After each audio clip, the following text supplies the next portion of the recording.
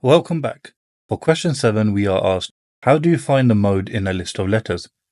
This is a crucial concept, especially if you're studying statistics or just trying to understand data better. So, let's dive right into it. First, let's read the question. Here is a list of 8 letters: B, C, A, B, A. Write down the mode. To answer this, we need to understand what the term mode means in statistics. You might already be familiar with the terms mean, median, and mode. Here's a quick refresher to help you connect the words to their definition. Mean is what most people refer to as the average. You find it by adding all the values together and dividing by the number of values. Median is the middle value when all the values are arranged in order. And the mode is the most common value, or the one that appears the most often in a data set. An easy way to remember these definitions is through word association. Mode starts with MO, which can remind you of most common. Median starts with MED, similar to middle. And by power of deduction, mean is the average of all the values. To find a mode, we simply need to identify which letter appears the most frequent. So, looking at our list, A appears 5 times, B appears 2 times, and C appears once. Clearly, A is the mode because it is the most common letter in the list. Now, we're going to go a step further and learn how to mark the probability of a specific event on a probability scale. On the probability scale, mark with a cross the probability that this letter will be B. First, let's understand what we're dealing with. The probability scale is a line that starts at 0, which means impossible, and ends at 1, which means certain. The scale is divided into 8 equal parts, so each increment represents a fraction of the total probability. But what exactly does one increment equal? Since the scale goes from 0 to 1 and is divided into 8 parts, each increment is 1 minus 0 divided by 8, which equals 1/8. So each increment on the scale represents 1/8. Now, let's figure out the probability of picking the letter B from our list. There are 8 letters in total, and the letter B appears 2 times. So the probability equals number of times B appears over the total number of outcomes, which equals 2/8. Now that we know that the probability is 2/8, let's mark it on the probability scale. This is where we'll place a cross to mark the probability that the letter will be B. If you are a visual learner, imagine the scale as a ruler. Each small step on the ruler equals 1/8, and after 2 steps, you've reached 2/8, right where we mark the probability for B. Here's the final question. Find the probability that this letter will be C. To figure out the probability of picking the letter C from our list, we'll use the probability formula we discussed earlier. There are 8 letters in total, and the letter C appears once.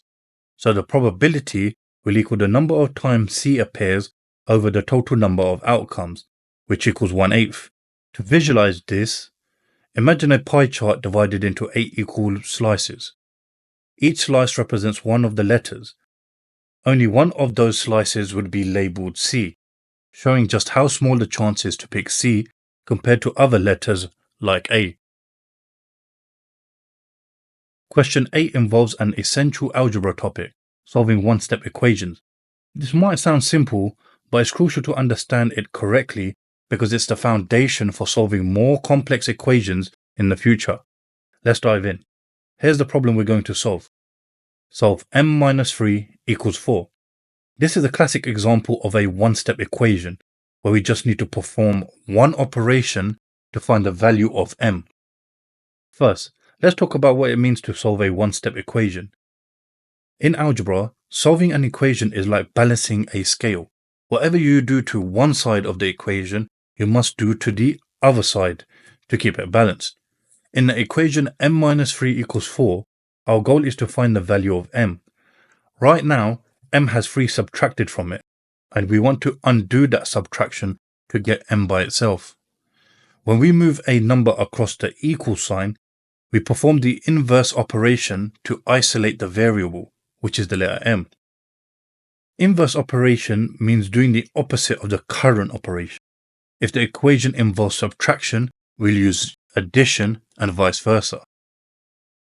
Let's apply this to our equation. m minus 3 equals 4.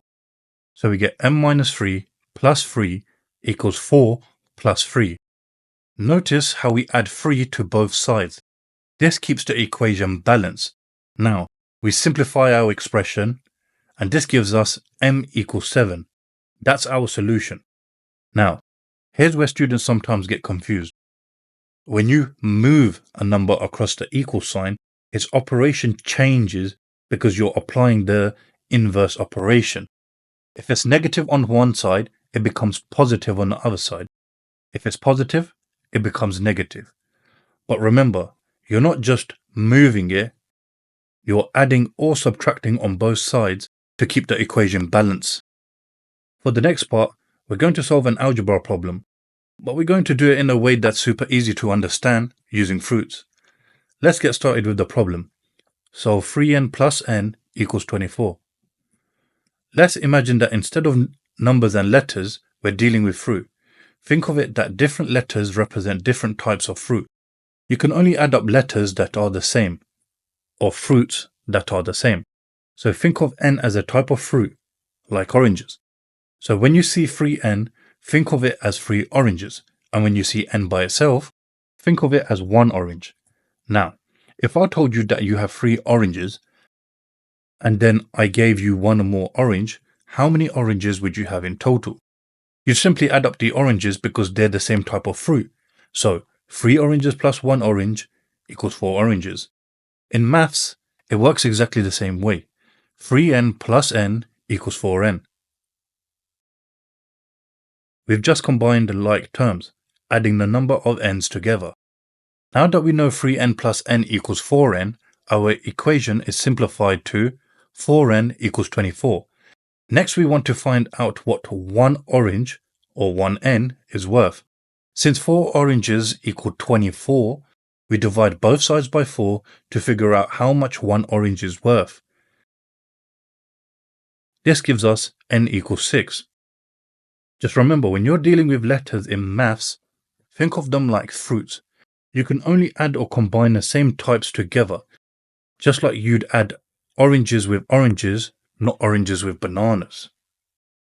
We've covered some fundamental ideas in statistics and algebra, from understanding the mode in a list of letters to solving one-step equations using simple analogies.